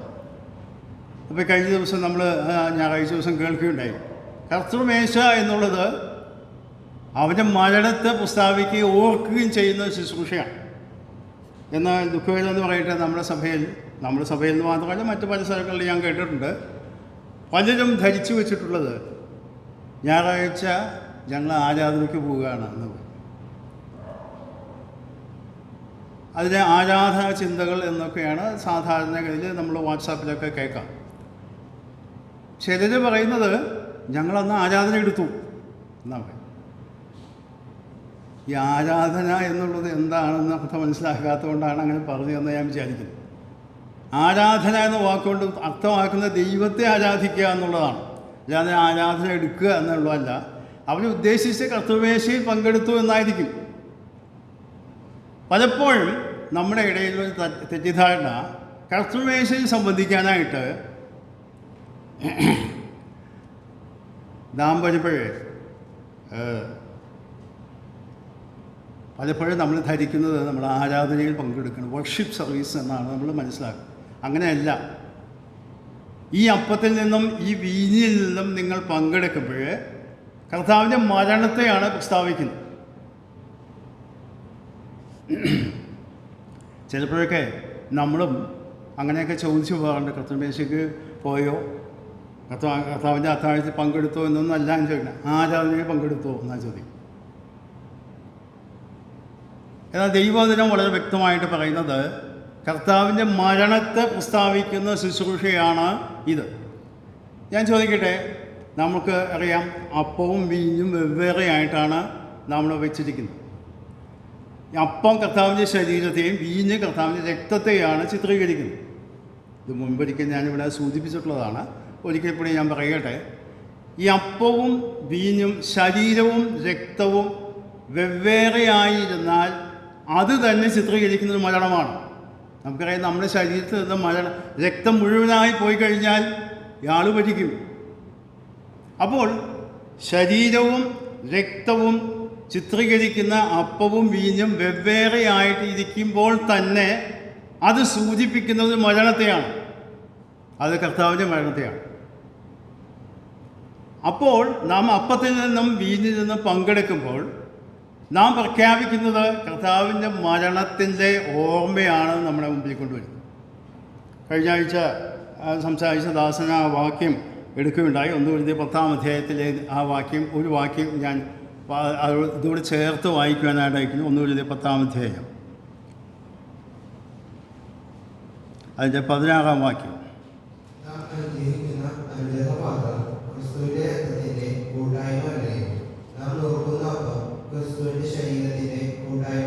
ഇവിടെ പലപ്പോഴും ശ്രദ്ധിക്കാതെ പോകുന്ന ഒരു വേദഭാഗമാണ് ഇത്. ഇവിടെ എൻ്റെ പശ്ചാത്തലം വിഗ്രഹാർപ്പിതങ്ങൾ തിന്നുന്നതും അതേസമയം കർത്തൃമേശയിൽ സംബന്ധിക്കുകയും ചെയ്യുന്ന ചില വിശ്വാസികൾ ഉണ്ടായിരുന്നു. അവരെ തിരുത്താൻ വേണ്ടി ഇവിടെ പൗലോസ് എഴുതിയതാണ്, അല്ലാതെ ദൈവസഭയുടെ കർത്തൃമേശയുടെ ക്രമം പാലിക്കാൻ വേണ്ടി എഴുതിയതല്ല. കാരണം അവിടെ ആദ്യം പറയുന്നത് ഏതാ? അനുഗ്രഹപ്രാപ്തം ക്രിസ്തുവിൻ്റെ രക്തത്തിൻ്റെ കൂട്ടായ്മ എന്ന് പറഞ്ഞാൽ വീഞ്ഞിനെ കുറിച്ചാണ് ആദ്യം പറയുന്നത്, പിന്നീടാണ് അപ്പത്തിൻ്റെ കാര്യം പറയുന്നത്. അപ്പോൾ തന്നെ നമുക്കറിയാം ഇത് കർത്തൃമേശയുടെ ക്രമം പറയാൻ വേണ്ടി എഴുതപ്പെട്ട ഭാഗമല്ല, അതിൻ്റെ ആന്തരിക സത്യം വെളിപ്പെടുത്താൻ വേണ്ടിയാണ് അത് എഴുതിയത്. അവിടെ എഴുതുന്നത് ശ്രദ്ധിക്കുക, ക്രിസ്തുവിൻ്റെ രക്തത്തിൻ്റെ കൂട്ടായ്മ എന്ന് പറഞ്ഞാൽ അവിടെ വാക്കിയത് പങ്കുചേരൽ അല്ലെങ്കിൽ പാർട്ടിസിപ്പേഷൻ എന്ന വാക്കാണ് അവിടെ ഉദ്ദേശിക്കുന്നത്. നാം ആ വീഞ്ഞിൽ നിന്നും അല്ലെങ്കിൽ അപ്പത്തിൽ നിന്നും പങ്കെടുക്കുമ്പോൾ ക്രിസ്തുവിൻ്റെ മരണത്തിൻ്റെ പങ്കാളിത്തത്തിൻ്റെ അംശികളായിട്ട് നാം തീരുകയാണ്. നമുക്കറിയാം, ഞാൻ ആ ഭാഗം എടുക്കാതെ തന്നെ പറയുമ്പോൾ നിങ്ങളുടെ മനസ്സിലേക്ക് കടന്നു വരും. കർത്താവ് ഈ തിരുവത്താഴ ശുശ്രൂഷ സ്ഥാപിച്ച സമയത്ത് കർത്താവ് അവിടെ ഒരു ശരീരത്തിൽ അവിടെ നിൽക്കുകയാണ്.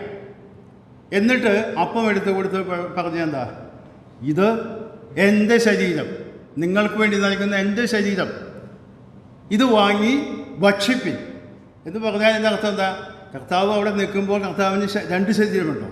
ഇല്ല, കർത്താവിൻ്റെ ശരീരത്തെ പ്രതിനിധീകരിക്കുന്ന അപ്പമാണ്. ആ അപ്പത്തെ കണ്ടാൽ മാത്രം പോരാ, നിങ്ങൾ എന്ത് ചെയ്യണം? അതിൽ പങ്കെടുക്കണം എന്ന് പറഞ്ഞാൽ ഞാനിത് മരിക്കാനായിട്ട് പോകുന്നു, എൻ്റെ മരണത്തിൽ നിങ്ങൾക്കും പങ്കാളിത്തമുണ്ട് എന്നാണ് ഈ പറഞ്ഞതിൻ്റെ അർത്ഥം. അപ്പോൾ ഇവിടെ പറയുന്നത് എന്താ? അനുഗ്രഹപ്രവർത്തനം ക്രിസ്തുവിൻ്റെ രക്തത്തിൻ്റെ കൂട്ടായ്മ ഇല്ലയോ? നാം നുറുക്കുന്ന അപ്പം ക്രിസ്തുവിൻ്റെ ശരീരത്തിൻ്റെ കൂട്ടായ്മയാണ് എന്ന് പറഞ്ഞാൽ നാം അപ്പം വീഞ്ഞുകളിൽ പങ്കെടുക്കുമ്പോൾ യേശു കർത്താവിൻ്റെ ക്രൂശ് മരണത്തിൽ ഒരു പങ്കാളിത്തം നമുക്ക് ലഭിക്കുകയാണ്. അതെങ്ങനെ ഈ പങ്കാളിത്തം ലഭിക്കുന്നത്? ആ ക്രൂശിൽ ഞാനും മരിച്ചു എന്നുള്ള കാര്യമാണ് ഞാൻ പ്രഖ്യാപിക്കുന്നത്. യേശു കർത്താവിൻ്റെ ക്രൂശിൽ യേശു കർത്താവ് മരിച്ചപ്പോൾ ഞാനും അവനോടുകൂടെ മരിച്ചു. അതുകൊണ്ട് എൻ്റെ പാപത്തിൻ്റെ ശിക്ഷയും കൂടെ യേശു കർത്താവ് ഏറ്റെടുത്തു. യേശു കർത്താവിന് ക്രൂശ് ചൊരിഞ്ഞപ്പോൾ എൻ്റെയും കൂടെ രക്തം ചൊരിഞ്ഞതിന് തുല്യമായ ഒരു പ്രതിഫലനമായിട്ട് ഞാൻ കണക്കാക്കുന്നു. അപ്പോഴാണ് എൻ്റെയും കൂടെ പാപത്തിൻ്റെ പരിഹാരമാണ് വരുന്നത്. യേശു കർത്താവ് ക്രൂശിൽ മരിച്ചു എന്നുള്ള ചരിത്ര സംഭവമാണ്. പക്ഷേ ഞാൻ അതിൻ്റെ പങ്കാളിയാണെന്ന് എന്നത് ഞാൻ മനസ്സിലാക്കുകയും പ്രഖ്യാപിക്കുകയും ചെയ്യുന്നതാണ് കർത്തൃമേശ എന്നത്. അതുകൊണ്ടാണ് പറയുന്നത്, 1:16 വായിക്കുന്നത്, അങ്ങനെ നിങ്ങൾ അപ്പം തിന്നുകയും പാനപാത്രം കുടിക്കുമ്പോഴൊക്കെയും അവൻ്റെ മരണത്തെ പ്രസ്താവിക്കുകയാണ്. അപ്പം നാം പലപ്പോഴും അത് പറയാറുണ്ട്, ഇത് കർത്താവിൻ്റെ മരണത്തെ പ്രസ്താവിക്കുന്ന ഒരു ശുശ്രൂഷയാണ് എന്ന് പറഞ്ഞാൽ കർത്തൃമേശയ്ക്ക് കൊടുത്തിരിക്കുന്ന പ്രാധാന്യം യേശു കർത്താവിൻ്റെ മരണത്തെ പ്രസ്താവിക്കുന്ന ശുശ്രൂഷയാണെന്നുള്ളത് പൗലോസോടെ ശക്തിയുക്തം സ്ഥാപിക്കുകയാണ്. ഈ ഭാഗം ഞാൻ വായിച്ചുകൊണ്ടിരുന്നപ്പോഴേ എൻ്റെ ശ്രദ്ധ പല ആശയങ്ങളിലും കടന്നുപോയി. പലരും കർത്തൃമേശയെക്കുറിച്ച് പല തെറ്റായ പഠിപ്പിക്കലുകളൊക്കെ ഉള്ളതായിട്ട് എനിക്കറിയാം. നമുക്കും അറിയാവുന്ന കാര്യങ്ങളാണ്. ചിലർക്ക് വസ്തുമാറ്റം സംഭവിക്കുന്നു, അത് നമ്മൾ അംഗീകരിക്കുന്നു. എന്നാൽ മറ്റ് ചിലർ, അതായത് വേർപെട്ട വിശ്വാസികൾ എന്ന് കരുതുന്ന ചില സഭാവിഭാഗങ്ങളിൽ കർത്തൃമേശയ്ക്ക് വസ്തുമാറ്റം സംഭവിക്കുന്നില്ലെങ്കിലും അതിൽ കർത്താവിൻ്റെ ഒരു സാന്നിധ്യം പ്രത്യേക രീതിയിൽ പ്രവേശിക്കുന്നുണ്ട് എന്ന് വളരെ ബഹുമാനത്തോടുകൂടി നാം കാണണം എന്ന് പഠിപ്പിക്കുന്ന വ്യക്തികളുണ്ട്. ഞാനത് വളരെ വർഷങ്ങൾക്ക് മുമ്പ് ഒരിക്കൽ ഒരു വ്യക്തി എന്നോട് ഇത് ചോദിക്കുകയുണ്ടായി. ആ വ്യക്തി ദൂരസ്ഥലത്ത് പഠിക്കാനായിട്ട് പോയി ഞായറാഴ്ച ദിവസങ്ങളിൽ അവിടെ നമ്മുടെ സഭാ കൂട്ടായ്മ ഇല്ലാത്തൊരു സ്ഥലത്തായതുകൊണ്ട് അവിടെ ഒരു പ്രത്യേക കൂടിവരവ് അവർക്ക് ആ ക്യാമ്പസിൽ ക്രമീകരിച്ചിരുന്നു. അപ്പോൾ ക്യാമ്പസ് ക്രമീകരിച്ചിരുന്നപ്പോൾ അവർ ഇങ്ങനെ അപ്പവും വീഞ്ഞുമൊക്കെ പാസ് ചെയ്തപ്പോൾ അവർ പഠിപ്പിച്ചു, ഇത് വളരെ ഭക്തിയോടുകൂടി ചെയ്യേണ്ട കാര്യമാണ്. കാരണം ഈ അപ്പവും ഈ വീഞ്ഞും നമ്മൾ കഴിക്കുമ്പോൾ കർത്താവിൻ്റെ പ്രത്യേകമായ സാന്നിധ്യം ഇതിലേക്ക് പ്രവേശിക്കുകയാണ്. അതുകൊണ്ട് വളരെ ഭക്തിയോട്, അത് ഭക്തിക്ക് വേണ്ടി പറഞ്ഞതായിരിക്കാം എന്ന് ഞാൻ വിചാരിച്ചു. ഞാൻ അന്വേഷിച്ചപ്പോഴും അങ്ങനെയല്ല, അങ്ങനെയും പഠിപ്പിക്കുന്ന വ്യക്തികളുണ്ട്. കാരണം ഇത് പ്രാതിനിധ്യമുള്ള കർത്താവിൻ്റെ ശരീരത്തെയും രക്തത്തെയും പ്രതിനിധീകരിക്കുന്ന ഓർമ്മയ്ക്കായിട്ടുള്ള വസ്തുക്കളാണ്. പക്ഷേ അതിൻ്റെ ആത്മീക അർത്ഥമാണ് നാം ഇവിടെ ചിന്തിച്ചുകൊണ്ടിരിക്കുന്നത്. ആത്മീക അർത്ഥം എന്താ? ആ മരണത്തിൽ ഞാനും പങ്കാളിയാണ്. ഇവിടെ 10-ാം അധ്യായത്തിൻ്റെ പശ്ചാത്തലം ഞാൻ വിശദീകരിക്കാം. ചില വ്യക്തികൾ വിഗ്രഹാർപ്പികൾ ഭക്ഷിക്കാനായിട്ട് കടന്നുപോയി. കൊരിന്തിൽ അങ്ങനെയുള്ള സംവിധാനങ്ങൾ പരക്കെ ഉണ്ടായിരുന്നു. അപ്പോൾ ഉദാഹരണത്തിന് ഒരു ക്ഷേത്രത്തിൽ പോയി അവിടെ പങ്കുകൊള്ളുന്നു, അവിടെയുള്ളതൊക്കെ ഭക്ഷിക്കുന്നു, കരുതുന്നു എന്നൊക്കെ ഉള്ളു. അവർ താഴോട്ടുള്ള വാക്യങ്ങൾ വായിക്കുക. 18-ാം വാക്യം ഒന്ന് എഴുതി, 10-18 വാക്യം, 18-19. ജനപ്രകാരമുള്ള ഇസ്രായേലിനെ നോക്കുകയും യാക്കോബ് ചിന്തുവാൻ യാഗപീഠത്തിലെ കൂട്ടാളികളല്ലയോ? ഞാൻ പറയുന്നത് എന്ത്? വിഗ്രഹം വല്ലതും ആകുന്നുവെന്നും വിഗ്രഹം വല്ലതും ആകുന്നുവെന്നും. 20-ാം വാക്യം. അല്ല, ജാതികൾ ബലി കഴിക്കുന്നത് ദൈവത്തിനല്ല ഭൂതങ്ങൾക്ക് കഴിക്കുന്നു എന്നത്രേ. എന്നാൽ നിങ്ങൾ ഭൂതങ്ങളുടെ കൂട്ടാളികളാകുവാൻ എനിക്ക് മനസ്സില്ല. ഇവിടെ ശ്രദ്ധിക്കുക, നിങ്ങൾ ഭൂതങ്ങളുടെ കൂട്ടാളികളാകുവാൻ മനസ്സില്ല. കർത്താവിൻ്റെ കർത്തൃമേശയിൽ പങ്കാളികളാകുമ്പോൾ നാം കർത്താവിനോട് കൂട്ടാളികളാകുന്നതും അതുപോലെ തന്നെ നേരെ വിപരീതമായ കാര്യമാണ് മറ്റുള്ള വിഭാഗങ്ങളിൽപ്പെട്ട ഈ ഭൂതങ്ങൾക്ക് അല്ലെങ്കിൽ അവർ ദൈവങ്ങൾ എന്ന് പറയുന്ന വ്യക്തികൾക്ക് ബലി കഴിച്ച് അല്ലെങ്കിൽ അവരെ പ്രസാദിപ്പിച്ച് കൊണ്ടുവരുന്ന കാര്യങ്ങളിൽ പങ്കാളികളാകുന്നു. പലപ്പോഴും ചില വിശ്വാസികൾ ഇതൊന്നും കാര്യമായിട്ട് മനസ്സിലാകാത്ത ആളുകളെല്ലാം വാങ്ങിച്ചു കഴിക്കും, എല്ലാം ദൈവത്തിൻ്റെ അല്ലേ എന്ന് പറഞ്ഞു കഴിയും. പക്ഷേ വളരെ വ്യക്തമായിട്ട് ദൈവവചനം പറയുന്നു, കർത്തൃമേശയിൽ സംബന്ധിക്കുന്നവൻ ഈ കർത്താവിൻ്റെ മരണത്തിൽ പങ്കാളികളാകാൻ വേണ്ടിയും കൂടിയാണ് ഈ കർത്തൃമേശയിൽ സംബന്ധിക്കുന്നതെന്ന് പ്രഖ്യാപിക്കുമ്പോൾ അതേസമയം നിങ്ങൾക്ക് ഭൂതങ്ങളുടെ മേശയിലും അവിടെ ആ വാക്കൊക്കെ ഉപയോഗിക്കുന്നുണ്ട്. ഭൂതങ്ങളുടെ കർത്താവിൻ്റെ പാനപാത്രം ഭൂതങ്ങളുടെ പാനപാത്രം കുടിപ്പാൻ പാടില്ല എന്ന് പറഞ്ഞാൽ ഒരേ സമയം വിഗ്രഹങ്ങളെ അർപ്പിച്ചതായ കാര്യങ്ങളിൽ പങ്കാളികളാകുകയും കർത്തൃമേശയിൽ പങ്കാളികളാകുകയും ചെയ്തതും പരസ്പര വിരുദ്ധമായ കാര്യമാണ് എന്നാണ് പറഞ്ഞത്.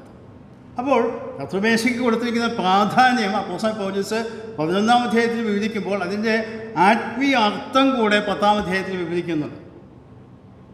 നമ്മുടെ കാര്യങ്ങൾ മനസ്സിലാക്കി തിരിച്ചറിഞ്ഞ കാര്യങ്ങൾ മനസ്സിലാക്കണം. ഞാൻ അന്ന് ഓഫീസിലുണ്ടായ പ്രശ്നം ഇപ്പോഴും ഓർക്കാൻ കാരണം ഇങ്ങനൊരു വിഷയം ഉണ്ടായി. അതിൻ്റെ പേരിൽ അവിടെ വലിയ ബഹളമൊക്കെ ഉണ്ടായി, വലിയ ഒച്ചപ്പാടുണ്ടായി. എനിക്കതിൽ വലിയ ഒച്ചപ്പാടുണ്ട്. കാരണം ഞാൻ കഴിക്കുന്നില്ല എന്ന് പറഞ്ഞപ്പോൾ മറ്റു കത്തോലിക്കരായ ആളുകൾ ചിലരൊക്കെ പറഞ്ഞു ശരിയാണ് ഞങ്ങൾ കഴിക്കില്ല. അങ്ങനെ വലിയ പ്രശ്നം ഉണ്ടായപ്പോഴും അവർ പറഞ്ഞു ഇവൻ കാരണമാണ് ഈ പ്രശ്നങ്ങളൊക്കെ ഉണ്ടായത് എന്ന് പറഞ്ഞ് എനിക്കതിൽ വലിയ ബഹളമൊക്കെ ഉണ്ടായി. ഞാൻ പറഞ്ഞു ഞാൻ കഴിക്കില്ല, കാരണം ഞാനൊരു ക്രിസ്തുവിശ്വാസിയാണ്. അപ്പോൾ എന്നെപ്പറ്റി നിങ്ങൾക്ക് അറിയാം, നമുക്കൊക്കെ വഴിയിൽ നിന്ന് പ്രസംഗിക്കുന്ന ആളല്ലേ എന്നൊക്കെയുള്ള പരാതി കളിയാക്കലൊക്കെ സ്ഥിരം കേൾക്കുന്നതാണ്. ഇവർ ഈ വഴിയിൽ നിന്ന് പ്രസംഗിക്കുന്ന ആളുകളല്ലേ, അതുകൊണ്ടാണ് ഇതൊന്നും കഴിക്കാത്തത് എന്ന്. അതുകൊണ്ട് തന്നെയാണ് എനിക്ക് യാതൊരു വിഷമം തോന്നിയില്ല. കാരണം ദൈവവചനം വളരെ വ്യക്തമായിട്ട് പറയുന്നുണ്ട്, കർത്തൃമേശ എന്ന് പറയുന്നതും കർത്താവിൻ്റെ ശരീരത്തിൻ്റെയും രക്തത്തിൻ്റെയും കൂട്ടായ്മയാണ് കർത്തൃമേശ എന്നുള്ള പറയുമ്പോൾ തന്നെ നാം ശ്രദ്ധിക്കേണ്ട മറുവശമാണ് നമുക്ക് ഭൂതങ്ങളുടെ കാര്യങ്ങളിലും അല്ലെങ്കിൽ മറ്റ് ദൈവങ്ങളുടെ ദേവന്മാരെയോ ദൈവികളുടെയോ അല്ലെങ്കിൽ ദേവന്മാരെയോ കാര്യങ്ങളിൽ പങ്കാളികളാകുന്നത് നാം അവരോട് ഏകീഭവിക്കുന്നു എന്നുള്ള പ്രഖ്യാപനമാണ് നടക്കുന്നത്. അത് വളരെ സൂക്ഷ്മതയോടും ഗൗരവത്തോടും കൂടെ നാം ആ കാര്യങ്ങൾ നിത്യജീവിതത്തിൽ കാണാം. ഇതുപോലെയുള്ള പൊതുവായിട്ട് ഓഫീസുകളിൽ ജോലി ചെയ്യുന്നവർക്ക് മാത്രമേ ഈ പ്രശ്നങ്ങൾ ഉണ്ടാകാറുള്ളൂ എന്ന് ഞാൻ വിചാരിക്കുന്നു. അല്ലാത്ത തൊഴിൽ ചെയ്യുന്നവർക്ക് ഇത്ര പ്രശ്നങ്ങൾ ഉണ്ടാകില്ല. കാരണം അവിടെ എല്ലാവരെയും കണക്കാതെയും ബുദ്ധിമുട്ടുണ്ടാക്കാതെയും കാര്യങ്ങൾ മുമ്പോട്ട് പോകണമെന്ന് ആഗ്രഹിക്കുന്നവരാണല്ലോ പലരും. ഞാൻ എൻ്റെ വാക്കുകൾക്ക് തൽക്കാലം വിരാമം കുറിക്കാനായിട്ട് ആഗ്രഹിക്കുന്നതാണ്. 3 കാര്യങ്ങളാണ് ഇന്ന് നാം ചിന്തിച്ച ഇടവായത്. ഒന്ന്, സുവിശേഷത്തിൻ്റെ കേന്ദ്ര വിഷയം കർത്താവായ യേശുക്രിസ്തുവിൻ്റെ ക്രൂശ് മരണവും അടക്കവും ഉയർത്തെഴുന്നേൽപ്പുമാണ്. ജലസ്നാനം എന്ന് പറയുന്നത് കർത്താവിൻ്റെ മരണത്തോട് അനുരൂപപ്പെടുന്നതും ഏകീഭവിക്കുന്നതുമായ പ്രഖ്യാപനമാണ്. അത് ലോകത്തോട് മാത്രം പറയുന്ന സാക്ഷ്യമായിട്ടല്ല, ഞാൻ എന്നോട് അനുദിനം പറഞ്ഞുകൊണ്ടേയിരിക്കേണ്ട വലിയൊരു സാക്ഷ്യമാണ്. 3, കർത്തൃമേശ എന്ന് പങ്കെടുക്കുമ്പോൾ നാം മനസ്സിലാക്കേണ്ടത് ഞാൻ കർത്താവിൻ്റെ മരണത്തോട് ഏകീഭവിച്ചിരിക്കുന്നു, പങ്കാളികളായിത്തീരുന്നു. കൂട്ടായ്മ അതോടെ വായിക്കുന്നത് കൂട്ടായ്മ എന്നാണ്. അതിന് പങ്കാളിത്തം അല്ലെങ്കിൽ പാർട്ടിസിപ്പേഷൻ എന്ന വാക്കാണ് ഇംഗ്ലീഷിൽ ഉപയോഗിച്ചിട്ടുള്ളത്. എന്ന് പറഞ്ഞാൽ അതിൽ പങ്കാളിയാകുന്നു എന്നുള്ളതാണ്.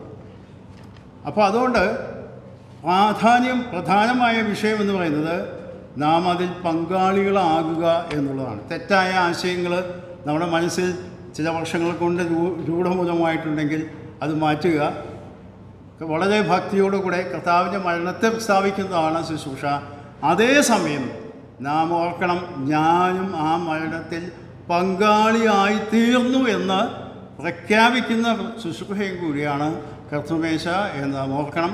അതുകൊണ്ട് കർത്താവ് ഈ ദൈവവചനത്തിൽ അപ്പോസ്തലനായ പൗലോസ് ക്രൂശ് മരണത്തിന് അല്ലെങ്കിൽ കർത്താവിൻ്റെ മരണത്തിന് കൊടുത്ത വലിയ പ്രാധാന്യമാണ്. നമ്മൾ 3 കാര്യങ്ങൾ മാത്രമാണ് ഇപ്പോൾ നോക്കിയത്. അതിന് തുടർന്നുള്ള കാര്യങ്ങൾ ദൈവം അനുവദിച്ചാൽ അടുത്ത ദിവസങ്ങൾ നോക്കാം. ദൈവം നമ്മെ സഹായിക്കണം.